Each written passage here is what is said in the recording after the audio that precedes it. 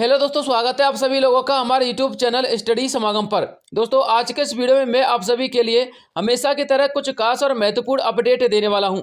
इसलिए दोस्तों, वीडियो में अंत तक बने रहना और एक एक स्टेप को आपको समझना है। साथियों, आज के इस वीडियो में हम चर्चा करेंगे राजस्थान के सभी पेंशनधारियों के संदर्भ में। जी हाँ साथियों, आपको बताना चाहूंगा, यदि आप राजस्थान के पेंशनधारी और आपका भी 2 महीने का 2300 रुपये बकाया चल रहा है या फिर आपका 3 महीने का पेमेंट बकाया चल रहा है, तो अब आपका इंतजार समाप्त होने वाला है, क्योंकि एक बड़ा अपडेट निकल के सामने आया है। और साथ ही राजस्थान किसान सम्मान निधि योजना, जिसका दूसरा नाम मुख्यमंत्री किसान सम्मान निधि योजना है, उसकी दूसरी किस्त के वितरण को लेकर एक बड़ी अपडेट निकल के सामने आ रही है। क्योंकि राजस्थान के जितने भी किसान भाई है ना, उनके लिए पहली किस्त का वितरण तो हो चुका है, लेकिन दूसरी किस्त का वितरण अभी तक नहीं हुआ है। तो दोस्तों, राजस्थान के किसान भाई इसकी दूसरी किस्त का बड़ी बेसब्री से इंतजार कर रहे हैं। आप लोगों के लिए इसके वितरण तिथि को लेकर एक बड़ी अपडेट देने वाला हूं, इसलिए आज का ये वीडियो आप लोगों के लिए बेहद खास रहने वाला है। और दोस्तों, यदि आप एक दिव्यांग कैंडिडेट हैं और आप भी राजस्थान के जितनी भी योजना है जो दिव्यांगों के लिए चलाई जा रही हैं उनका लाभ लेते हैं, तो आपको बताना चाहूंगा, अब आपको सतर्क रह जाना है, क्योंकि अब आप लोगों के लिए एक भी योजना का लाभ नहीं मिलेगा, क्योंकि एक नया नियम इसमें लागू कर दिया गया है दिव्यांग कैंडिडेटों के लिए। साथियों, क्या नियम है और आपको क्या करना होगा वो आप लोग इस वीडियो में अंत तक देख लेना। और यदि आप राजस्थान के किसान भाई हैं तो आप लोगों के लिए खुशखबरी वाली अपडेट लेके सामने आया हूं, क्योंकि राजस्थान किसान संघ की एक बैठक हुई है और उस बैठक में राजस्थान के जितने भी किसान भाई हैं उन सभी के लिए कुछ बड़े फैसले लिए गए हैं। दोस्तों, कौन कौन से फैसले लिए गए हैं, आपको किस प्रकार से लाभ मिलेगा, वो भी आप लोग इसमें देखना। तो चलिए दोस्तों, वीडियो को शुरू करते हैं और एक एक स्टेप को अच्छे प्रकार से समझ लेते हैं। दोस्तों, सबसे पहले हम चर्चा करते हैं राजस्थान के अंतर्गत दिव्यांग कैंडिडेटों के बारे में। यदि आप एक दिव्यांग कैंडिडेट हैं तो दोस्तों, आप लोगों के लिए एक जरूरी और महत्वपूर्ण सूचना है। देखिए साथियों, आपको बताना चाहूंगा, जन आधार पोर्टल पर दिव्यांगता प्रमाण पत्र अपडेट करवाने पर ही योजनाओं का लाभ आप लोगों को मिल पाएगा। जी हाँ, आप लोगों ने बिल्कुल सही सुना है। आप लोग यहाँ से पढ़ सकते हैं, स्वावलंबन पोर्टल से जारी हुए दिव्यांगता प्रमाण पत्र अपडेट करना बेहद जरूरी है। ई मित्र के माध्यम से दिव्यांग करवा सकेंगे आवश्यक बदलाव। जी हाँ दोस्तों, आप लोग कोई भी इसमें परिवर्तन करवाना चाहते हैं दिव्यांग सर्टिफिकेट में या फिर किन्हीं योजनाओं के अंतर्गत, तो आप लोग नजदीकी ई मित्र के माध्यम से करवा सकते हैं। और यदि आप लोग जन आधार पोर्टल पर दिव्यांगता प्रमाण पत्र को छोड़ना चाहते हैं, यानी अपडेट करवाना चाहते हैं, तो वो भी आप लोग नजदीकी ई मित्र से करवा सकते हैं। अब साथियों, आप लोगों को क्या करना होगा, पूरा डिटेल आप लोग इस आर्टिकल के माध्यम से पढ़ लीजिएगा, आपको सब कुछ समझ में आ जाएगा। आप लोग यहाँ से पढ़ सकते हैं। सामाजिक न्याय एवं अधिकारिता विभाग के जिला अधिकारी मगराज कटारिया ने बताया है कि भारत सरकार की ओर से 1 मार्च से स्वावलंबन पोर्टल से दिव्यांग प्रमाण पत्र जारी किए जा रहे हैं। ऐसे में जिले के दिव्यांगों को सरकारी योजनाओं का लाभ लेने के लिए अब स्वावलंबन पोर्टल से बनाए गए दिव्यांग प्रमाण पत्र जन आधार पोर्टल पर अपलोड करवाना होगा। विभागीय निर्देशों के मुताबिक बिना सरकारी योजना का लाभ नहीं मिल पाएगा, यानी यदि आप लोगों ने ऐसा नहीं किया तो इसके बिना आपको सरकारी योजना का लाभ नहीं मिलेगा। जानकारी के अनुसार प्रदेश में इसी साल 1 मार्च से दिव्यांगजनों को दिव्यांगता प्रमाण पत्र भारत सरकार के स्वावलंबन पोर्टल से जारी किए जा रहे हैं। इसी के चलते स्वावलंबन पोर्टल से जन आधार पोर्टल पर दिव्यांगजन के डेटा अपडेट की प्रक्रिया भी शुरू कर दी गई है। इसके तहत ऐसे दिव्यांगजन जिनकी गत 1 मार्च से भारत सरकार के स्वावलंबन पोर्टल से दिव्यांग प्रमाण पत्र जारी किए गए हैं, उन्हें अपने प्रमाण पत्र जन आधार पर अपडेट आवश्यक रूप से करवाने पर ही राजकीय योजनाओं का लाभ मिल सकेगा। इसके अलावा अपडेशन के बाद ही कर सकेंगे आवेदन किसी भी राजकीय योजना में। आप लोग यहाँ से भी पूरा आर्टिकल पढ़ सकते हैं, डिटेल आपको समझ में आ जाएगी। तो दोस्तों, इसका पूरा माजरा क्या था मैंने आपको बता दिया है। आप लोग अपने जन आधार पोर्टल पर अपना दिव्यांग प्रमाण पत्र जरूर अपलोड करवाइएगा और उसको अपडेट करवाइएगा। अब बात करते हैं साथियों, राजस्थान के अंतर्गत सबसे महत्वपूर्ण योजना सामाजिक सुरक्षा पेंशन योजना। देखिए साथियों, मैं आप लोगों के लिए एक सबसे महत्वपूर्ण अपडेट दिखाना चाहता हूँ।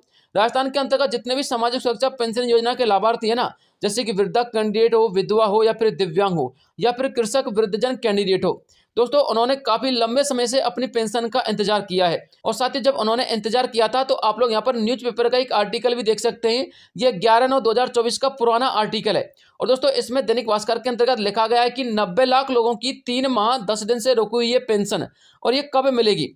तो दोस्तों, ये पुराना आर्टिकल है ना, आज लेटेस्ट साबित हो रहा है, यानी कि नवीनतम साबित हो रहा है। क्योंकि आपको पता होना चाहिए, पिछली बार भी 3 माह का पेमेंट रुका हुआ था, और अब साथियों फिर से अपने जो पेंशनधारी हैं उनको 3 महीने हो चुके हैं। और साथियों, जो हमारा सामाजिक न्याय एवं अधिकारिता विभाग है, जो ये दावा करता है कि उनके पास बजट की कोई कमी नहीं है, तो साथियों अब उनका ये दावा भी फेल होता हुआ नजर आ रहा है, क्योंकि फिर से 3 महीने का पेमेंट पेंडिंग दिखाई दे रहा है। इसके अलावा दोस्तों, जो हमारे पेंशनधारी वो ये इंतजार कर रहे हैं कि उनका 3 महीने का क्या 2 महीने का भी बकाया पेमेंट आ जाए, तो कहीं ना कहीं सहानुभूति मिले। लेकिन साथियों उनका जो बकाया पेमेंट वो कब तक आएगा वो भी मैं आपको इसमें बताऊंगा। लेकिन मैं आपको कुछ स्टेटस चेक करवा देता हूं, जो कि दोस्तों हाल ही में मैंने कुछ पेंशनधारियों के स्टेटस चेक किए थे। देखिए साथियों, हमारे एक पेंशनधारी हैं और साथ ही इनको जो पेमेंट मिला है वो अक्टूबर के महीने में भी मिला था और अक्टूबर के महीने में इनको 2 पेमेंट मिले हैं। इसके अलावा साथियों आप लोग यहाँ पर जुलाई का और जून का भी पेमेंट देख सकते हैं। और इसके अलावा आप लोग यहाँ पर ये भी चेकआउट कर सकते हैं, इनका जो बिल है वो सितंबर का भी जनरेट हो चुका है, अक्टूबर का भी हो चुका है, नवंबर का भी हो चुका है। यानी कि इनका सितंबर का भी बकाया है, अक्टूबर का भी बकाया है और साथियों 1 नवंबर को इनका नवंबर का भी बिल जनरेट हो चुका है, तो नवंबर का भी बकाया है। इस तरह से अब इनका 3 महीने का पेमेंट बकाया है। हालांकि नवंबर का पेमेंट तो दिसंबर में आएगा, लेकिन साथियों कम से कम इन महीने का यानी कि सितंबर का और अक्टूबर का पेमेंट तो नवंबर में आ जाना चाहिए था। तो दोस्तों ये तो स्वाभाविक सी बात है कि 2 महीने का पेमेंट इनका बकाया चल रहा है। इसके अलावा साथियों आप लोग और भी चेकआउट कर सकते हैं, ये हमारे एक और पेंशनधारी है, इनका भी आप लोग यहाँ पर देख सकते हैं। सितंबर का इनका बिल जनरेट हो चुका है, अक्टूबर का भी हो चुका है, नवंबर का बिल जनरेट नहीं हुआ है, लेकिन साथियों अक्टूबर का और सितंबर का पेमेंट इनको नवंबर के महीने में आना चाहिए था।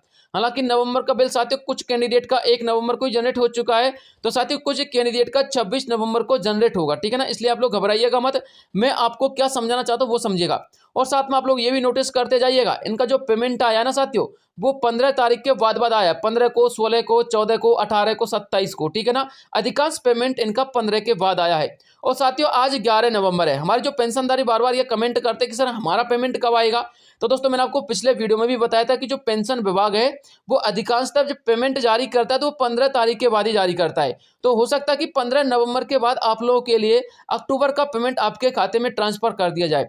साथियों ये जरूर है कि आपको पेमेंट जरूर आएगा नवंबर के महीने में, लेकिन साथियों 1 महीने का आएगा, इस बात को भी समझ लेना। पिछली बार अक्टूबर के महीने में आपको 2 पेमेंट आए थे, सितंबर का भी आया था और जुलाई का और अगस्त का भी आ गया था किन्हीं कैंडिडेट का। लेकिन साथियों अब की बार ऐसा नहीं होगा, नवंबर के महीने में आपको अक्टूबर का पेमेंट आएगा और दिसंबर के महीने में आपको नवंबर का पेमेंट आएगा। और जिन कैंडिडेट का सितंबर का बकाया है ना, तो उनको नवंबर के महीने में सितंबर का आएगा 15 तारीख के आसपास। और जिन कैंडिडेट का अक्टूबर का बकाया है बिल जनरेट हो चुका है, जैसा कि आप लोग यहाँ पर चेकआउट कर सकते हैं, तो दोस्तों नवंबर के महीने में इनको 2 पेमेंट आ सकते हैं, एक तो सितंबर का आ सकता है और एक अक्टूबर का, ठीक है ना। जैसे कि आप लोगों ने देखा होगा अक्टूबर के महीने में 2 पेमेंट जारी हुए थे। तो दोस्तों ऐसी अपडेट निकल के सामने आ रही है, 15 तारीख के बाद आप लोग के पेमेंट यहाँ पर जारी हो सकते हैं। और साथ ही जो अपडेट थी वो तो मैंने आप लोगों के लिए दे दी है। जितने भी हमारे पेंशनधारी थे अब उनका फिर से 3 महीने का जो इंतजार है वो यहाँ पर लागू हो चुका है, यानी कि वही समस्या हमारे पेंशनधारियों के सामने फिर से आ चुकी है। इसके अलावा साथियों हमारे राजस्थान के जितने भी किसान भाई हैं उनको लेकर एक बड़ी अपडेट है। जी हाँ साथियों, आपको बताना चाहूंगा भारतीय किसान संघ की बैठक हुई है और दोस्तों किसानों की समस्या पर वार्ता की गई है। और दोस्तों वार्ता ही नहीं की गई बल्कि ज्ञापन भी सौंपा गया है। आप लोग पूरा आर्टिकल यहाँ पर पढ़ सकते हैं, यहाँ पर साफ साफ लिखा हुआ है, यहाँ से आप लोग पढ़िएगा। किसान बिराराम कुड़िया ने बताया कि बैठक में किसानों की विभिन्न समस्याओं को लेकर चर्चा की गई। इस दौरान डीएपी खाद पर्याप्त मात्रा में उपलब्ध करवाने, मूंग तलाई वापस सुचारू रूप से शुरू करवाकर टोकन कटवाने से वंचित रहे किसानों के वापस पोर्टल शुरू करने, गत वर्ष खरीफ की फसल का मुआवजा दिलवाने, क्योंकि आपको पता होगा 2022-23 का मुआवजा आ चुका है, लेकिन अधिकांश किसानों का नहीं आया है, कुछ ही किसानों का आया है। इसके अलावा आप लोग और भी देख सकते हैं, मुआवजा दिलवाने के अलावा वोल्टेज की समस्या का निस्तारण करवाने की मांग की गई है। बैठक में तहसील अध्यक्ष यानी कि जो बैठक में कैंडिडेट शामिल हुए थे ये उनके नाम है। इसके अलावा साथियों बैठक में और भी कुछ महत्वपूर्ण अपडेट आई है, आप लोग इस आर्टिकल को पढ़ सकते हैं। इसके जो मेजर पॉइंट थे वो मैंने आपको बता दिए हैं। आप लोग की मुआवजा संबंधी जो बड़ी अपडेट आ रही थी ना कि राजस्थान के किसान भाइयों का 13,600 रुपए पेमेंट अभी बकाया है सरकार पर, तो दोस्तों आप लोग के संबंध में ही ज्ञापन दिया गया है। डीएपी खाद वगैरह को लेकर भी ज्ञापन दिया गया है, कुछ योजनाओं की पेमेंट बकाया राशि को लेकर भी दिया गया है। हालांकि साथियों किसान कर्ज को लेकर कोई यहाँ पर ज्ञापन नहीं दिया गया है। आप लोग कमेंट में पूछोगे सर किसान कर्ज के संबंध में कोई अपडेट है क्या, बिल्कुल नहीं है, ठीक है ना। अब बात करते हैं साथियों राजस्थान की सबसे महत्वपूर्ण योजना सीएम किसान सम्मान निधि योजना। दोस्तों इसकी दूसरी किस्त कब आएगी, एक बड़ा अपडेट देखिएगा और ऑफिशियली अपडेट देखिएगा। प्रदेश के मुख्यमंत्री वजल्लाल शर्मा जी ने प्रधानमंत्री किसान सम्मान निधि योजना की तर्ज पर राजस्थान में मुख्यमंत्री किसान सम्मान निधि योजना संचालित की है, जिसके अंतर्गत राजस्थान के सभी किसानों को 2000 किसान सहायता के तौर पर दिए जाते हैं। जानकारी के लिए आपको बता दें यह एक चुनावी घोषणा थी जिसको मुख्यमंत्री शर्मा जी ने 30 जून 2024 को मुख्यमंत्री किसान सम्मान निधि योजना की पहली किस्त वितरित करके लागू कर दिया है।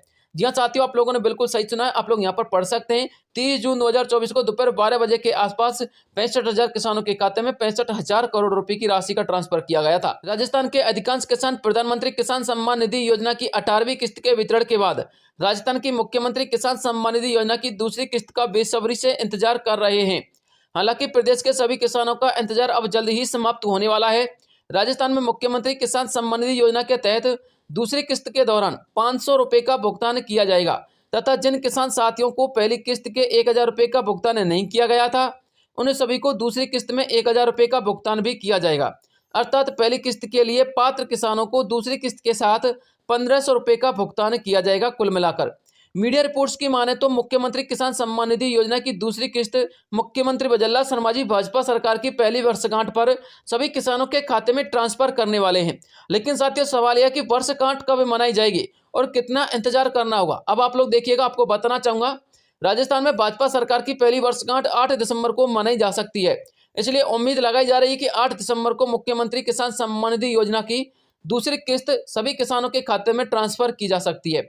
ध्यान रहे, मुख्यमंत्री किसान सम्मान निधि योजना की दूसरी किस्त केवल उन्हीं किसानों के खाते में ट्रांसफर होगी जिन किसान साथियों को प्रधानमंत्री किसान सम्मान निधि योजना की 18वीं किस्त का वितरण किया गया है, क्योंकि मुख्यमंत्री किसान सम्मान निधि योजना में सभी नियम प्रधानमंत्री किसान सम्मान निधि योजना के तहत ही लागू किए गए हैं।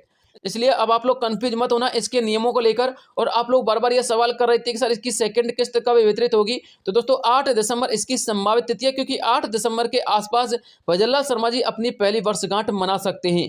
तो दोस्तों सबसे महत्वपूर्ण अपडेट निकल के सामने आ रही थी जो मुझे आप लोगों तक पहुंचानी थी। इसके अलावा यदि कोई नई अपडेट आएंगे तुरंत वीडियो प्रोवाइड करवा दूंगा। मिलता हूं नेक्स्ट वीडियो में, तब तक के लिए जय हिंद, जय भारत।